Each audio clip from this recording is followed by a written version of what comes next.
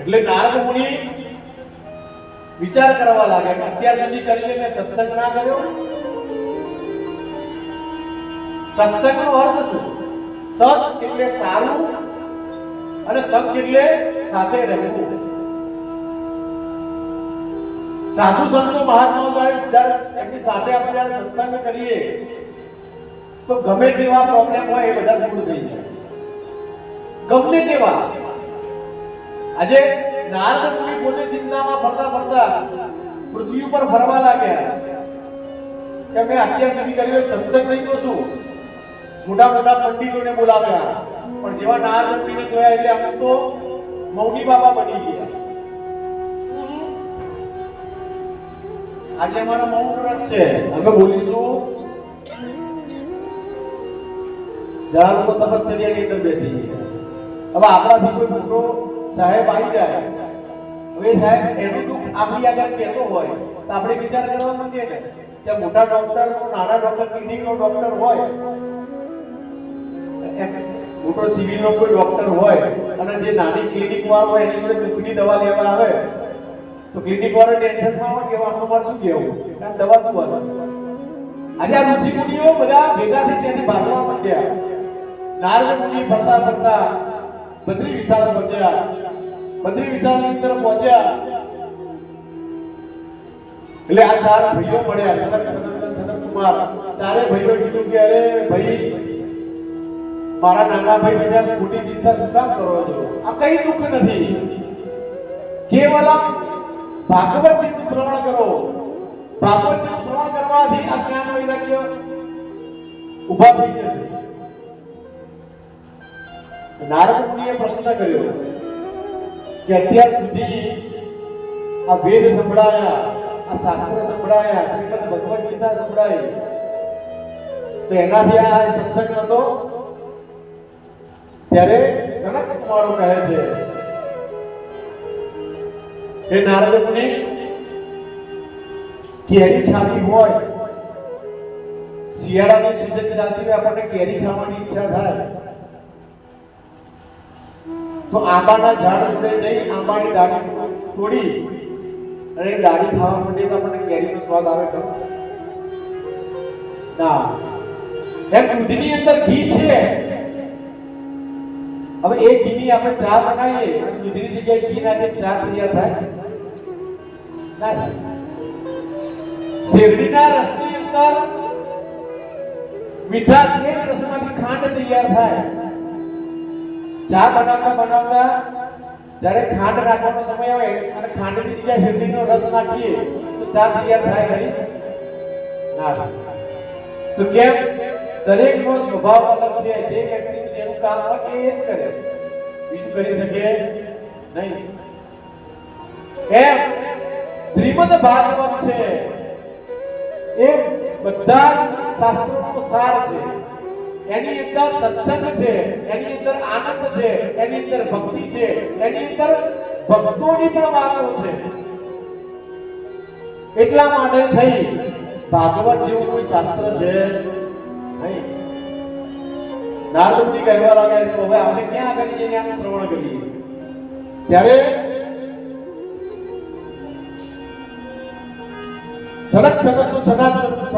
ચારે ભાઈઓએ કીધું કે આવો આપણે જ્યાં આગળ સંસારી હોય થોડા ઉપર આવી જાય અને જે સાધુ સંતો સન્યાસી હોય થોડા નીચે આવી જાય એવા દ્વાર ઉપર જઈએ.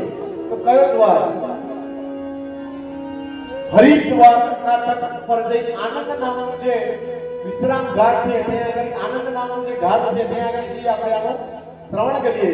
શ્રીમદ ભાગવતાલાપા તદકલ્પોધવિષ્યતિ તત્કથા સુવેદાર્થ શ્લોકે શ્લોકે પદે પદે. ભાગવતજીના શ્લોકની અંદર, પદ પદની અંદર, એક એક અક્ષરની અંદર સાક્ષાત ભગવાન નારાયણની મૂર્તિ વિરાજમાન છે. એટલા માટે થઈ આ ભગવાનનું સ્વરૂપ કેવું કહે છે? વાંગમય સ્વરૂપ. આજે ગંગા દ્વાર સમીપેતુ તટમાનંદ નામકમ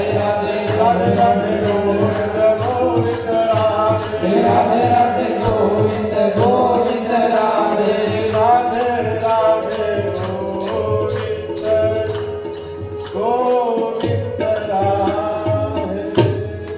ભક્તિ મહારાણી જ્ઞાન વૈરાગ્ય સાથે તથાગત થૈયા કરી નાચવા લાગ્યા અને ભાગવતજીની પ્રશંસા કરવા લાગ્યા સદા સેવ્ય શ્રીમદ ભાગવતી કથા યસ્યા શ્રવણ માત્રેણ હરિશ્ચિત્તં સમાશ્રયે હરિશ્ચિત્ત સમાશ્રયે જેણે સદા સેવ્યા જેણે ભાગવતજીનો આશરો લઈ લીધો એના ચિત્તની અંદર આ ચિત્ત ચોર માખણ ચોર એના હૃદયની અંદર વિરાજમાન